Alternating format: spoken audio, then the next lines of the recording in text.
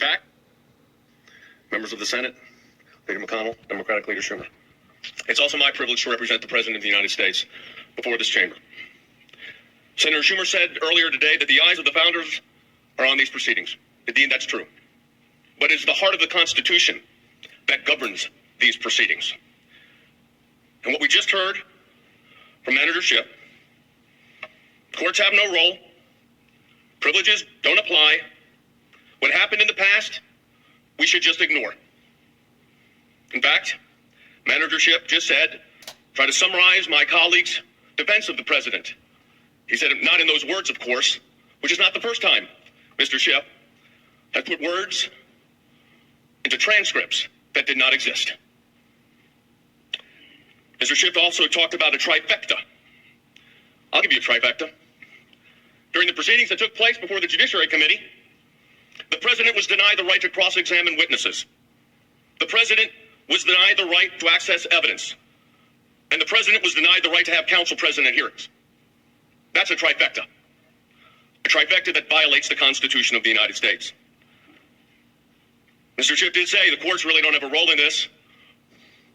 Executive privilege, why would that matter? It matters because it's based on the Constitution of the United States. One manager said that it is you that are on trial, the Senate. He also said that, and others did, that you're not capable of abiding by your oath. And then we had the invocation of the ghost of the Mueller report. I know something about that report. It came up empty on the issue of collusion with Russia. There was no obstruction. In fact, the Mueller report, to the contrary of what these managers say today, came to the exact opposite conclusions of what they say. Let me quote from the House impeachment report at page 16. Although President Trump has in times invoked the notion of due process, an impeachment trial, an impeachment inquiry is not a criminal trial and should not be confused with it. Believe me, what has taken place in these proceedings is not to be confused with due process.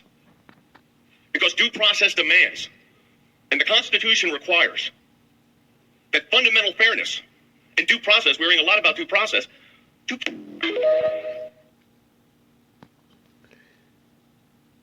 Listen closely. It doesn't matter if you do not like or support President Donald Trump. What you need to understand, if you're on the other side, Democrat, liberal, progressive, that this administration, this Democrat Party, is attacking due process. Due process is in the privacy of your home. Due process is in the privacy of your car. Due process is in the privacy of your RV or whatever. Due process is a lot of things in the Bill of Rights. So,